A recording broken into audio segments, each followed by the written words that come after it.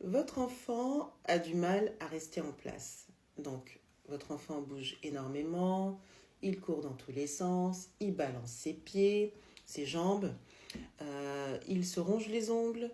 Vraiment, vous avez un enfant qui bouge partout, qui va dans tous les sens et qui n'arrive pas à rester en place. Pas de panique, votre enfant a un comportement qu'on appelle donc le stimming. Ou alors l'autorégulation, et c'est un comportement qui est assez courant chez les enfants neuroatypiques.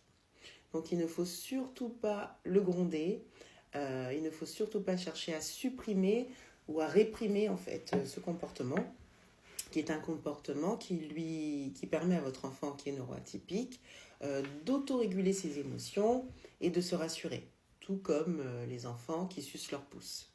D'accord ? Donc il ne faut surtout pas chercher à supprimer ce comportement.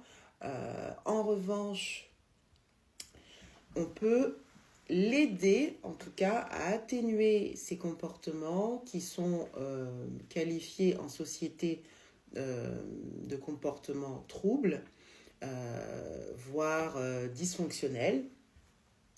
Puisque on va avoir par exemple des enseignants qui vont vous dire que votre enfant est turbulent, qu'il a un problème de concentration, qu'il n'arrive pas à rester en place. D'accord ? Alors vous, je vous rassure en tant que parent, votre enfant, il n'y a pas de... Je veux dire, c'est pas dramatique, d'accord ? Il faut surtout être positif et être bienveillant et accompagner votre enfant. Vous êtes le premier accompagnateur de votre enfant. Moi, c'est ce que je dis toujours aux parents d'enfants neuroatypiques que j'accompagne. Il faut expliquer à ses enseignants et à votre entourage que votre enfant est différent et que son cerveau fonctionne différemment de ce qu'on appelle la norme. D'accord ? Bon, moi, c'est pas un mot que j'adore employer, mais voilà, votre enfant est différent tout simplement et son cerveau fonctionne différemment. Donc pour lui, en se balançant, c'est une manière d'exprimer une émotion qu'il ne sait pas mettre en mots et donc ça lui permet de se rassurer. Voilà, comme je disais tout à l'heure, il y a des enfants qui sucent leur pouce, et bien ça leur permet de se rassurer. Et bien c'est pareil pour votre enfant neuroatypique. Donc je vais vous donner aujourd'hui 3 clés qui vont vous permettre d'apaiser votre enfant. Voilà, donc c'est parti. Donc première clé, clé 1, donc un enfant qui bouge beaucoup, on va apprendre à l'apaiser en canalisant son énergie différemment que en balançant ses jambes, etc. D'accord ? Donc ça va être 5 minutes de méditation par la respiration avant d'aller à l'école, par exemple.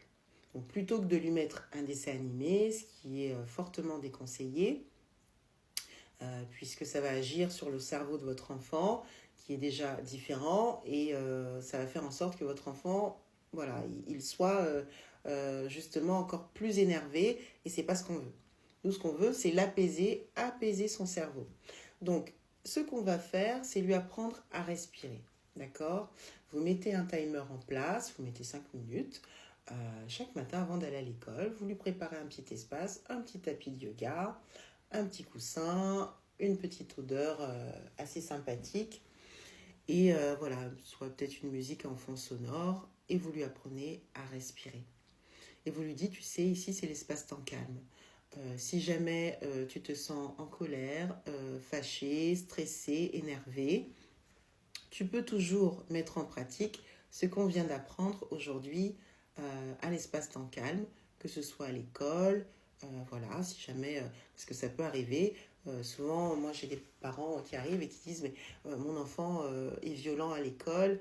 Alors c'est pas qu'il est violent, c'est que comme il n'arrive pas à mettre des mots sur ses émotions, eh bien il frappe, ça va beaucoup plus vite. Pour eux, c'est pas le comportement adéquat, mais il faut pas, il faut surtout pas le réprimander sévèrement. Il faut lui dire que c'est pas bien de taper les autres, mais surtout lui apprendre. Voilà, c'est pas bien de taper les autres, mais du coup, comment je fais moi quand je suis pas bien ? J'ai besoin de m'exprimer, d'accord ?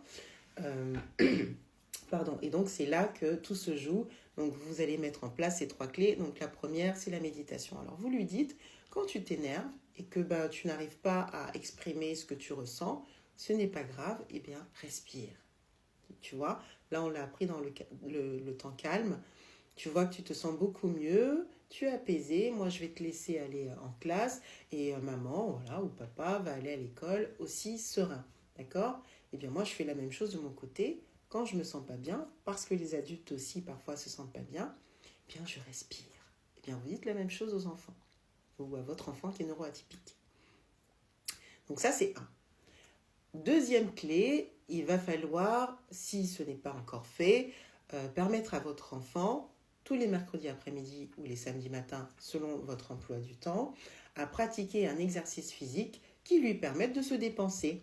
Alors ça peut être du sport, je ne sais pas, ça peut être du rugby, ça peut être du foot, de la danse, je ne sais pas, ce que vous voulez. Mais il faut que ce soit un sport qui lui permette en fait de se dépenser. Voilà, donc ça va permettre déjà de faire retomber la pression, hein, toutes sortes d'émotions, que ce soit le stress, vous voyez, comme nous, hein, quand on pratique une activité physique en dehors du travail, ça nous permet de nous sentir mieux, de nous recentrer, et bien c'est pareil pour les enfants, et encore plus pour un enfant neuroatypique, c'est même vital.